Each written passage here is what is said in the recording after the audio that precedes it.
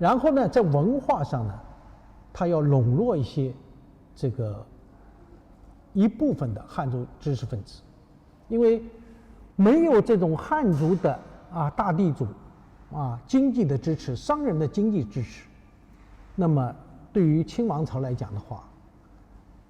对他的经济发展是不利的。但是在文化上，他如果没有汉族的这些知识分子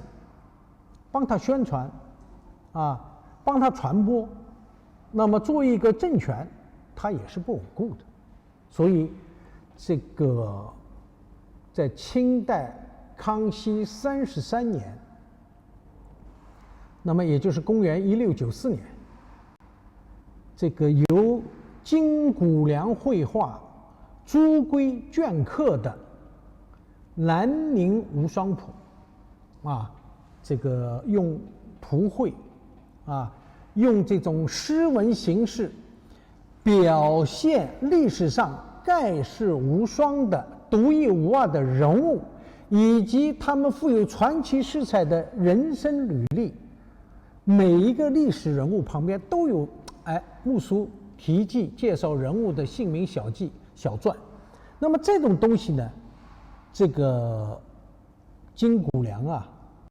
也是受这个整个社会一个大环境的影响那么搞了一个无双谱。那么这个无双谱呢，也有我们苏州的一个镌刻的大家叫朱圭对，不是叫朱圭，叫朱圭他负责来篆刻出了这么一本书，它是图文并茂那么这种东西呢，它一出现，就得到了社会上士大夫阶层以及市民百姓的欢迎。这个大家要注意我们的这个国家呀，是一个农商大国。从历史上几千年来，它一直是以农业为自己的经济命脉。农业如果丰收了，全国上下风调雨顺，那是一定，大家是安居乐业的那么经济一定是繁荣的。那么这就是说什么呢？这个农业对于我们国家对于一个农业大国，它是非常重要的。那么隋代的时候就有这么一句话了，叫太湖熟，家家足。就是太湖流域如果今年丰收了，大丰收，那么全国一定不会闹饥荒。在隋代就有这么一句说法就有这么一句说法。所以我们讲一个农业国如果没有这个强大的农业，我们这一个农业大国这么多的人口是很难养活的。那么不能养活，就会出现什么？我们刚才讲的叫昆阳之战这种战例了。这个绿林军也好，赤眉军肯定起来要造反。那么所以这个那么这个康熙帝他就是要弄这些东西，把这些这个市民们把是社会阶层的一些士大夫们，通过我们这些图文并茂的这些书来进行宣传，希望呢这些百姓子民们以这些举世无双的这些人物为自己的楷模，向他们学习。同时呢，也彰显了康熙帝他作为一个满族人，他尊崇汉家文化、儒家文化，他等于是放低了姿态，因为他知道很清楚，如果我一个满族人，你就把满族当年入关入主中原，你把所有的人加起来，你才多少人？你要管理这么大一个以汉民族为主的这么一个中原地区，你这个是完全没有能力的，那怎么办呢？那只有笼络收买，希望这个大地主啊，这些巨商富贾，这些知识分子能够协助他们啊稳固他的政权。所以我们在这个瓷器当中也会见到一些图案，比如说一统江山、江山稳固啊，这些寓意比较祥瑞的啊一些图案。那么这些图案什么意思啊？也是告诉平民百姓，这也是我们帝王的祈求，也是他的希望啊。这是我们讲的，这是一个。另外一个呢，就是在农业上致力于开垦战争造成的无主荒田，就是荒芜的田地，减轻租税，劝农科商。康熙35年1696年，那么这个康熙帝啊，在得到了南宋啊根之图的基础上，他要求当时的一个善于画这个山水人物的一个宫廷画家啊，这是个山东人啊，叫焦秉真，按照这个南宋的根之图的方法，绘制了23幅跟23幅枝啊。这个我们可能镜头前的朋友啊，我们见康熙时期的根之图啊，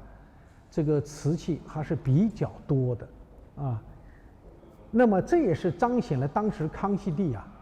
对农业的关心啊，对农业的关心。所以一提到根之图啊，我们应该知道这个当时这个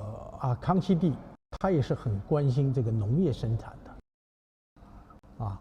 那么所以呢，当时焦秉真把这个根之图啊这个画好了以后，交给康熙帝啊，看到以后，康熙帝真是龙颜大悦啊。那么他自己亲自为他作序，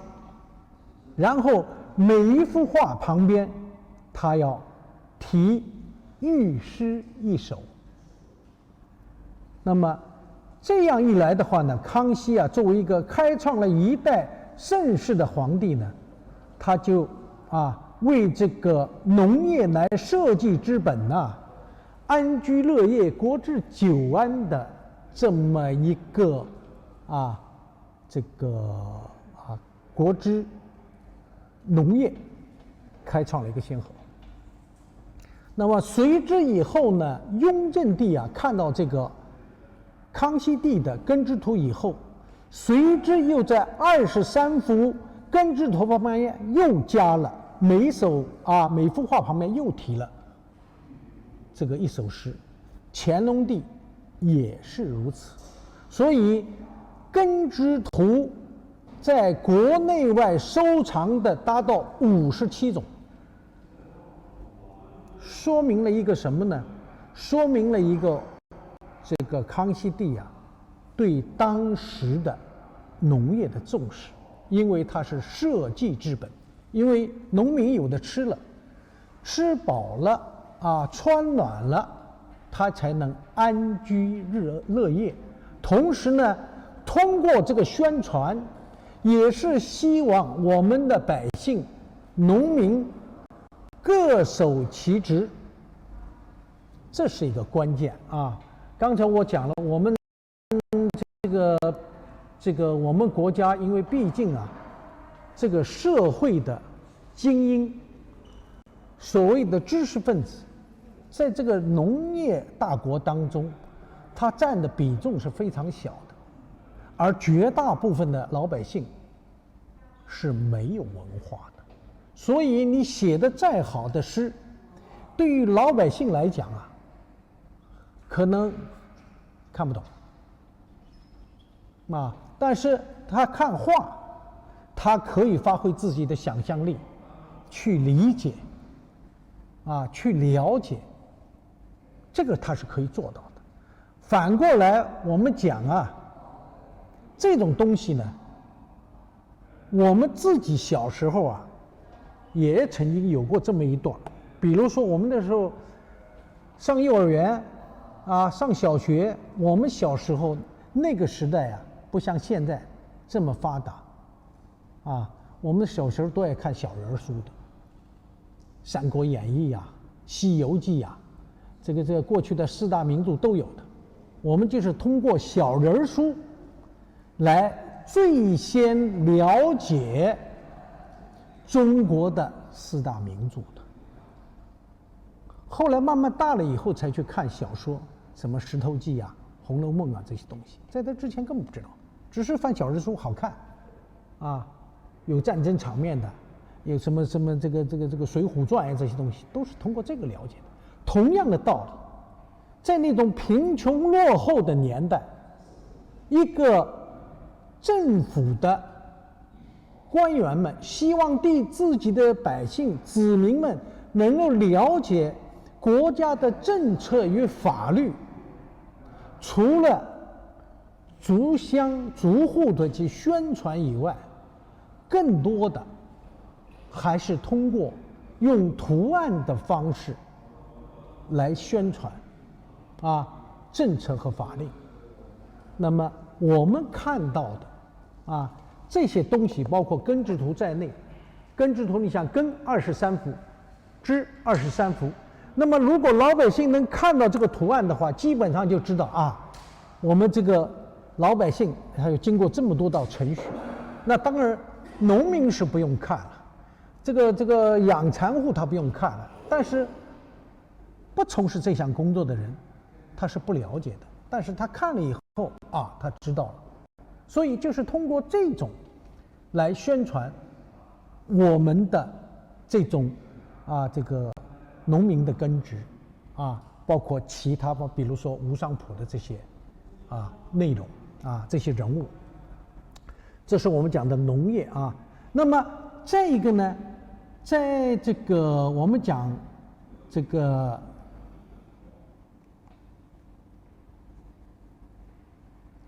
在这个瓷器生产上在瓷器生产上，康熙时期，那么恢复了一度停烧的景德镇御窑厂，这也是当时康熙时期做的做这个当时的一个政策。由于这些政策的实施，给整个社会经济带来了繁荣景象，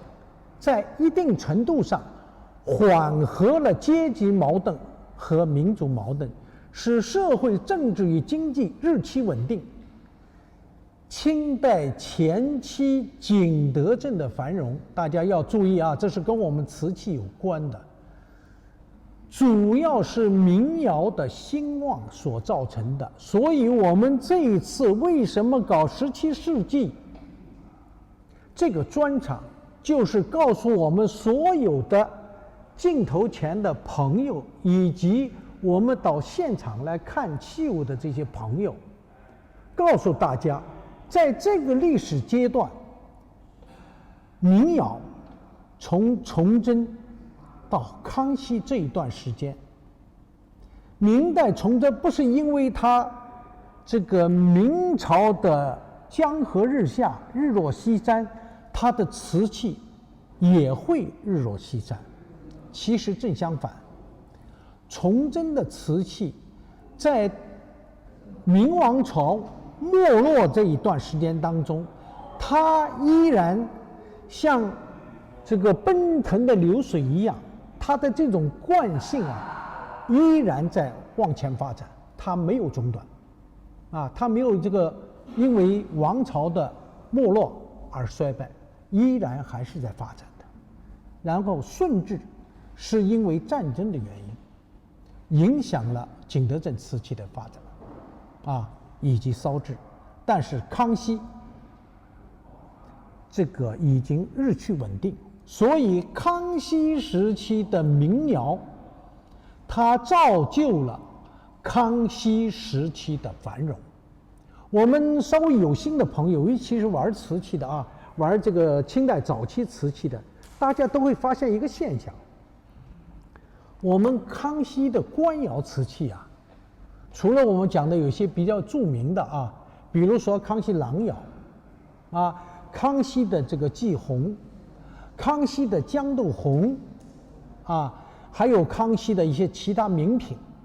啊，除了这些特殊的以外，啊，包括那个我们讲的珐琅彩啊，这些特殊的刨除了以外，绝大部分官窑瓷器烧出来的东西，我们镜头前的朋友，你们可以自己去回想一下，这些东西啊，和民窑的瓷器进行个比较，可以这样说，它的题材、它的内容完全不可比拟，因为官窑器里边只有龙、凤，然后人物里边就是仕女、高士、鹰戏，然后就是花鸟，然后什么呢？庭院，没了。这些东西呢，就是因为御窑厂的这种程式化的管理，僵化的图案，它没有什么变化的。所以我们讲啊，这个康熙时期的这个瓷器的繁荣啊，是民窑的兴旺所造成的。在此期间，康熙帝啊，他作为一个开明的皇帝，他有这种开阔的胸怀，海纳百川，不仅仅允许我们官民进士，同时还引进了海外的一些技术、科技、文化的东西。这就是康熙时期啊，我们看到它经济繁荣的一个很重要的原因。所以我们讲景德镇民窑是一支不可忽视的生力军啊。因为呢，当时我们这个在一些资料当中曾经有这么一句话，叫康卿虽不尽明清之浓美，但亦可独步本朝。那么之所以说他独步本朝，是因为他有自己独到的地方，而官窑是没有的。比如说青花粉五彩，官窑器里是没有的，而民窑当中是生机勃勃，这就是两者之间非常大的区别，非常大的区别。那么这个康熙时期呢，为了迎合市场发展的需求，景德镇应时而动，延续了明代的一些传统文化习俗，出现了大量的人物故事类的装饰题材，其中就包括了刀马人题材大量在瓷器上出现。这种装饰技法呢，在这个瓷器上出现其实告诉大家，我们民窑当这个随便说一下吧。比如说我们元代的青花当中就有反映三国故事的，比如最有名的萧何月下追韩信，这不是个历史题材吗？其实它的这个历史还是挺悠久的，只不过呢，因为它发展的时间比较短，所以它的题材的内容相对就比较少。而明代很奇怪，明代早期因为朱洪武打了天下以后这些历史上的人物、历史上的故事它是一律不允许描绘在瓷器上，所以我们在早期的瓷器上是截然看不到这些东西的。从什么时候开始呢？也就是明代中期以后尤其是明代末期，我们在逐渐的看到一些历史题材、寓言故事、人物故事慢慢就见多了，直到康熙发展到了鼎盛期。所以刀马人呢，我们不要这个脑子里只想到，哎呀，这个东西只有康熙时期有，不对的。其实它发展是一个渐变的过程，逐渐增加的。所以我们看到这个刀马人这个题材呢，是因为它有一个承上启下的关系，这是我们在脑子里尤其我们学陶瓷的人要知道有这么个印象。另外还有一个很重要的问题，就是我们皖南地区的版画艺术，徽州的版画艺术。这个版画实际上到明代万历时期已经发展到顶峰了。这个时期的版画艺术它主要是我们的这个过去的线装版的书古籍书在大量的印刷那么包括呢我们讲的历史题材的故事、小说、戏剧这个诗歌、词赋，这些文化类的东西在万历以后是大量出现，所以那个时候的木刻印刷就大量出现了。刚才我讲的，我们中国人的特色是什么呢？经常是小说里边是一诗一画，如果小说的话呢，经常在小说里边会有一些插图，这种插图全部是木板雕刻出来的，木板雕刻出来的。顺便说一下在我们这个改革开放以后我们的这个文物由国家经营走向了寻常百姓家。那么正是由于市场开放了，大量的仿冒的东西也出现了，坑害了很多热情高涨的我们的收藏家，伤了他们很多的心这个呢是让人不愿意看到的但是呢很有意思，我们这个古籍书它是没有仿的，直到今天都没有那个水刻墨印的这些另当别论，或者那个拷贝的那都不说没有一个古籍书它是现在人仿的因为它付出的时间和代价太大，很多东西一般人是做不到的。所以我们在收藏的这些古籍善本当中，唯有这一类它是没有仿冒的，其他门类都有作假的嫌疑。所以我们镜头前的朋友请你们注意这种东西呢，我们哪些东西要谨慎小心，哪些东西我们可以大胆的去搜寻这个我是题外话这题外话，这也是我刚才讲到了这个徽州的版画艺术。这个正是因为万历以后的它这个版画艺术的迅速的扩张那么同时呢，这种扩张我们知道的市场经济它这竞争是非常激烈的，这个就完全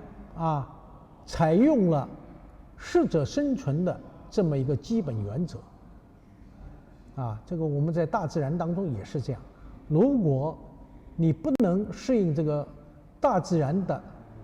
这个发展，那么你将被淘汰。就像我们讲的恐龙不存在，好多东西没有了，是因为它不能适应自然界的变化而消失的。那么市场也是这样，你不能够适应我这个市场的要求，对不起，淘汰。那么在这种竞争这么激烈的情况底下，我们很多的从事版画艺术绘画的这些人呢，就选择了另外一条路。什么路呢？到景德镇去寻找生机那么我们所有的朋友我不知道你们去过景德镇没有？尤其是开车去景德镇。如果你是从我们北方过去的话，你必须要路过什么地方？皖南地区的赊县，也就是我们讲的徽州地区，你一定要路过它的。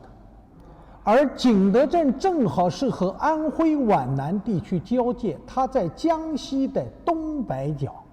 所以你从皖南地区翻过一座山，下山以后，那就进入了景德镇的范围之内。所以我刚才前面讲的这句话，就是我们很多从事版画艺术的这些画家，为了谋求生计，在竞争这么激烈的情况底下，他们就去了景德镇，到景德镇去绘画，在哪儿绘画？在瓷胎上绘画。这就自然而然的就发现一个问题：我们在明代晚期以后发现有很多的图案和我们之前的很多图案是不一样的。它好像有某种这个设计好的那种感觉，比如说它构图，它人物的布局，它好像事先已经设计好了，按图索骥，直接往上一勾勒，这件事情就成了。但是当时我们在研究的时候对它不是很清楚，到了后来以后才知道原来是这样。这些画家们到了景德镇以后，他画这些东西，他是信手拈来，他直接在瓷胎上就可以绘画，而且他画的那些内容，他已经画了很多次了，他已经是胸有成竹，烂熟于心，所以他提起笔来，直接在瓷器上来绘画，那是线条非常的流畅，人物也是栩栩的如生。所以这样一来，我们就知道了原来这个事情的发展是这样的，它是有前提的。所以我们看到这些东西的时候，我们一定要想到徽州的版画艺术和徽州的这些画师们，用他们娴熟的技艺和版画艺术，把它融合在了我们明代的青花瓷器和青花五彩和五彩瓷器上。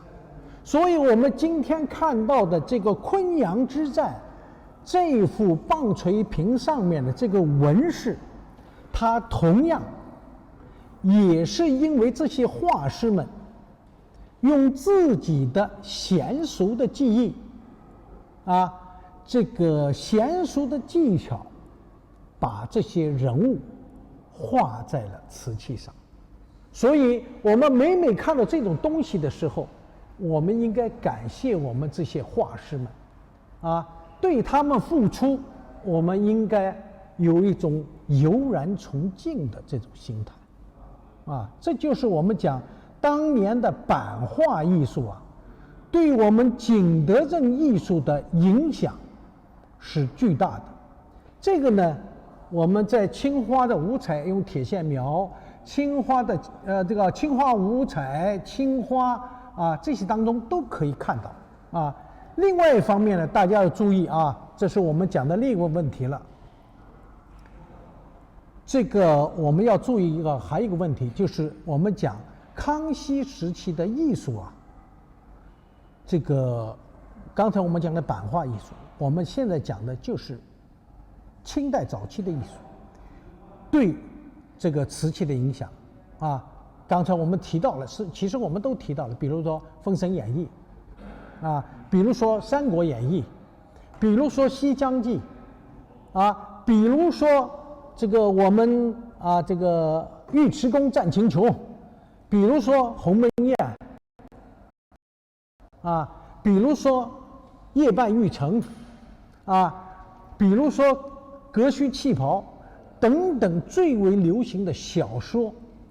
版画、戏曲故事、宗教题材的故事，都对瓷器产生了影响你想我们这次这个五彩的有一个凤尾针，上面就是这个谁呢？尉迟恭战秦琼，啊，这是瓦岗军的，这是隋末明初的那个唐初的一个故事。哎，这些东西我们如果你知道了这些故事，你回过头来看这个上面的这种绘画，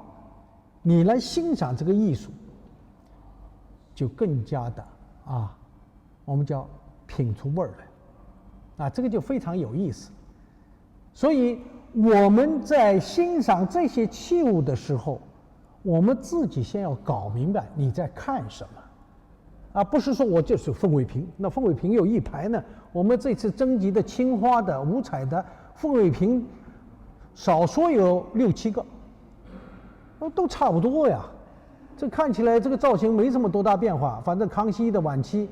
一直到康熙55年，这个造型基本都是一模一样啊。但是问题内容不一样。那个青花当中有指日高升，有这个宗教题材，尼泊尔王子半夜欲成，这种宗教题材，他为了普度众生，不愿意当国王，非要去去普度众生去，最后释迦牟尼修炼成佛，这种宗教题材的我们平时都不知道但是这个里边就有具体的体现。那么你怎么能够去理解它呢？这就是我们讲的，我们自己一定要搞明白那而且这些东西呢，在康熙时期，它是迎合了市民的需求和百姓的需求，也迎合了市场的需要。所以我们看到这么多的东西，包括流散到海外的很多的康熙时期的作品，这个里边的作品的故事真的这个内容题材非常的丰富，这就要求我们每一个藏家、学者、欣赏的人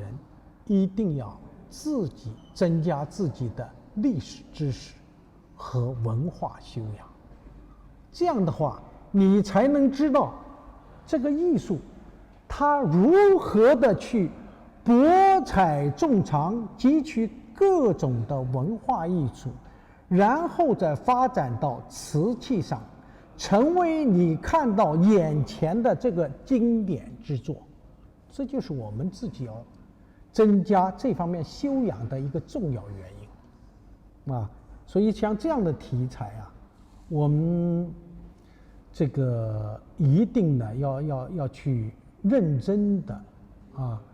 这个去研究去探讨。那么还有一个呢，就是我们讲的这个艺术方面刚才我讲的诗歌、戏曲、小说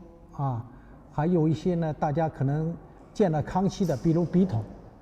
前赤壁赋、后赤壁赋秋生赋得贤称颂圣祖得贤称颂等等等等，这个都是这个康熙时期我们重要的一些选材这就是我们讲文化对我们瓷器的影响文化对我们瓷器的影响。那么除了以上原因以外呢，还有一个我们就是讲政治因素，也是一个不可忽视的重要方面。清史稿当中就有这么一句话：自圣祖以来，休养生息100有余年。圣祖主要是讲的康熙帝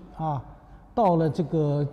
休养生息已经100有余年了，民生其间，至少至老不知有兵革之患，而又年丰人热，无有妖杂疵吏。这些东西就是我们讲的清史稿当中专门讲到了这个康熙就是圣祖以来修身养息100年，就是我们的百姓生活已经非常的安居乐业生活幸福，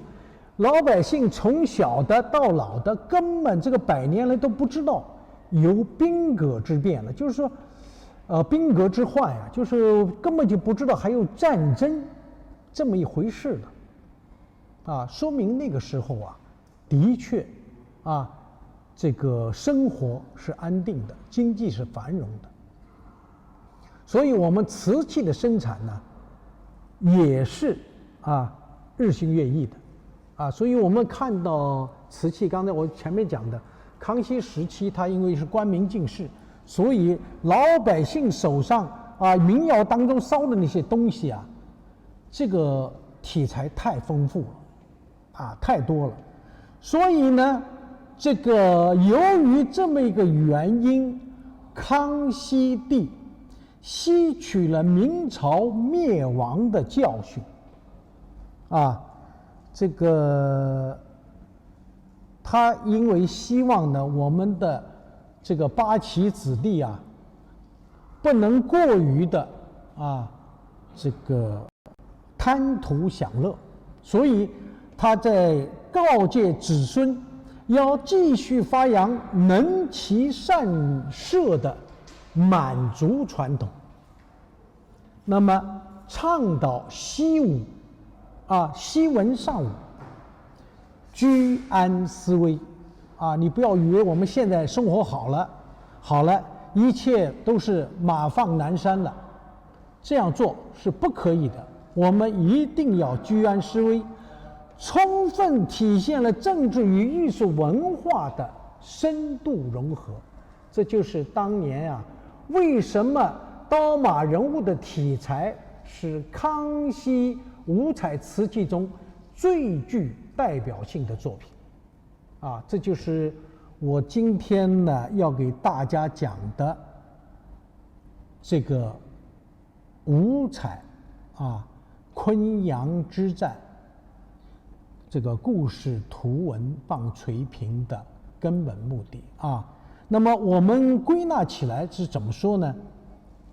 就是说康熙时期之所以有这么多的刀马人物我们归纳起来讲，它无非有几个原因。第一个就是满族满清入关它是一个少数民族入关，入主中原，要统治国家，要稳固政权，它必须要汉人的帮助。第二一个，文化上的沟通一定要畅通，要不然的话，他的政令不能下达，那么对他的这个政策的传播是有很大阻碍的。这一点，我相信康熙帝一定也会注意到我们元代这个当时的一个什么情况呢？当时的这个丘处机作为国师到元朝来进行传授佛教，但是元朝的这些统帅们希望他用88文能够做成百家姓，能够用88文作为一个文化的一个符号，就是说作为这个文字来流通。这个蒙古族它毕竟当时它是一个马上民族，对中国的几千年的儒家文化它是不了解的，它是不清楚的，它是一个马上民族，对吧？他走到哪儿抢到哪儿杀到哪儿，懂吧？对这些文字的东西文化的东西他是不重视的，所以他让丘处机来把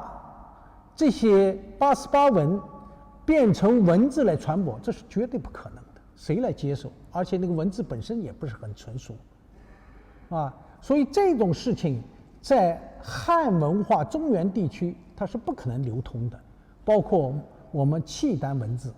也是一样的，它是流通不了的。所以康熙帝他在潜心的研习学习这个汉文化，他注意了汉文化对他的统治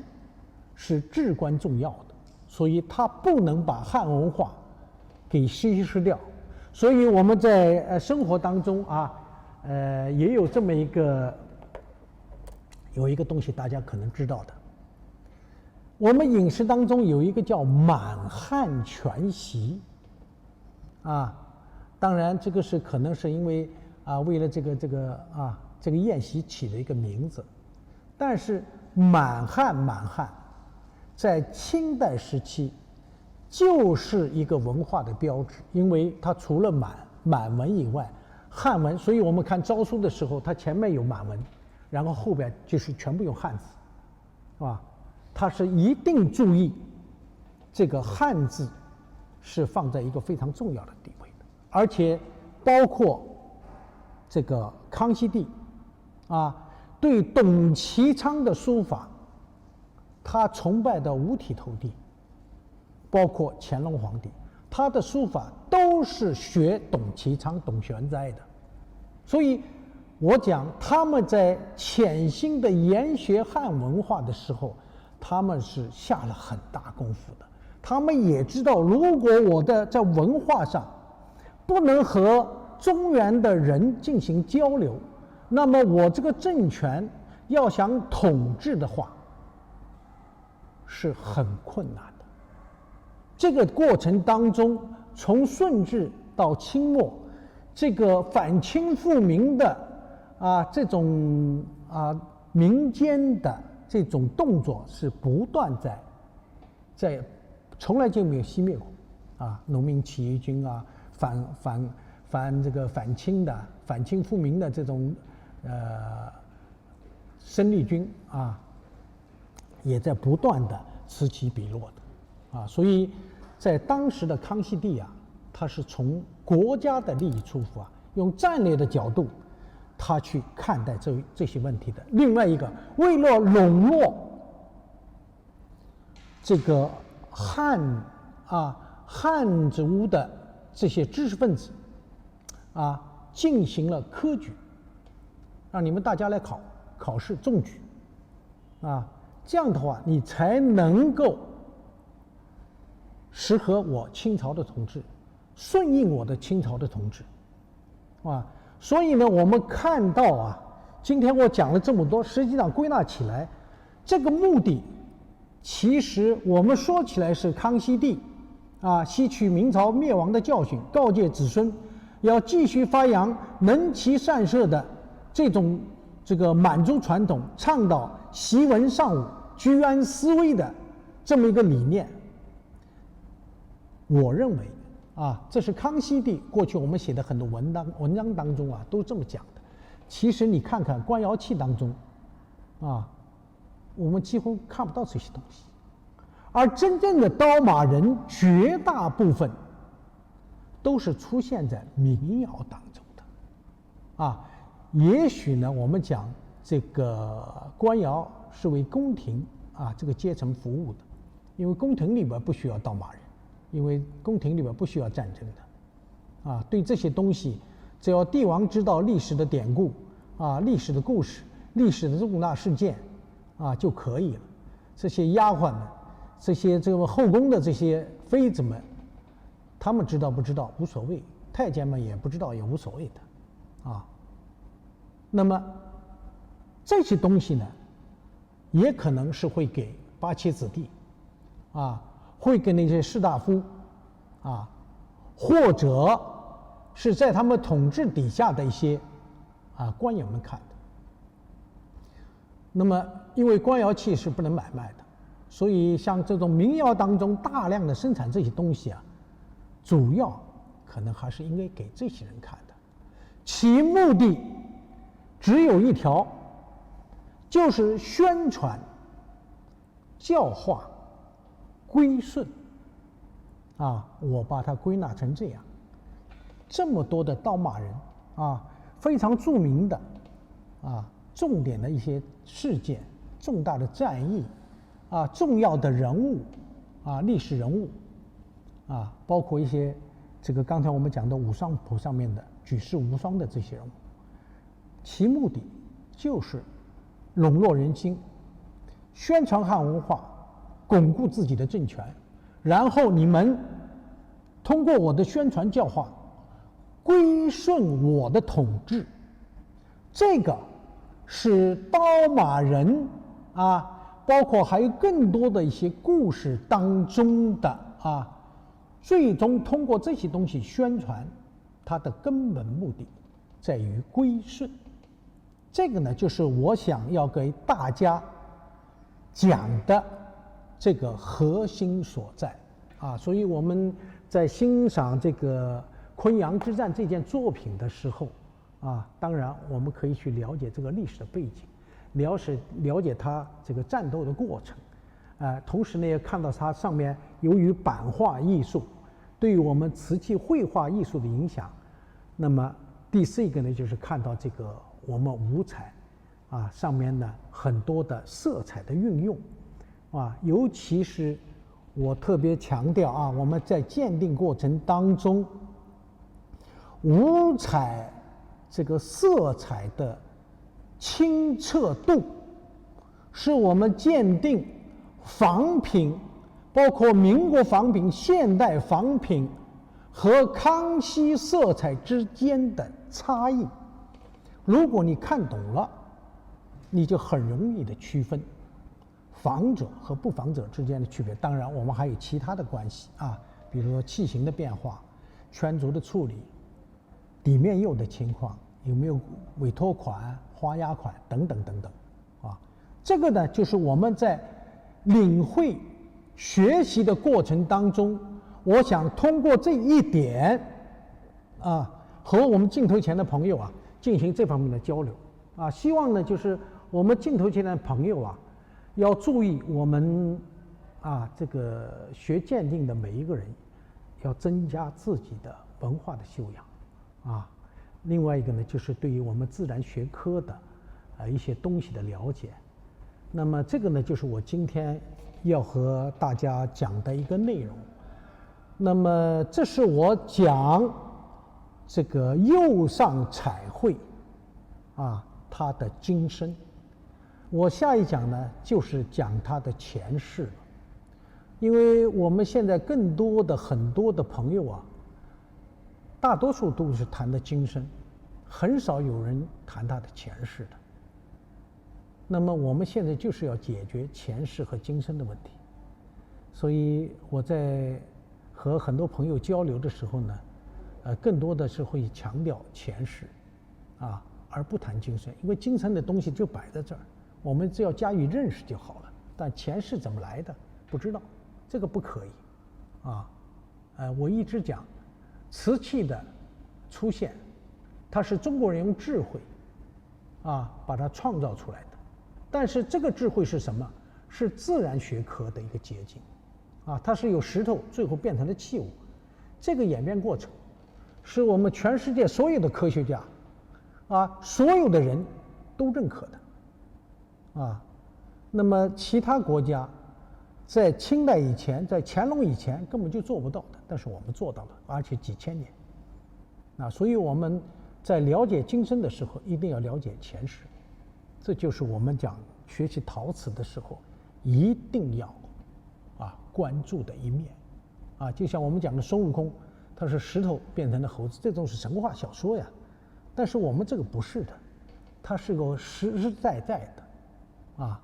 从石头变成土，又从土变成器物，又从器物用火把它变成了一个我们日常生活当中息息相关的和我们朝夕相见的东西。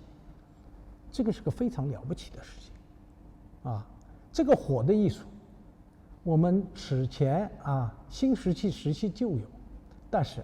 那太草率了，太粗陋了。而现在的东西不仅仅是个生活用品，而且还是个艺术品这是前古人何如来者，现在的都已经是后仿了非常了不起的一件事情。所以今天呢，我想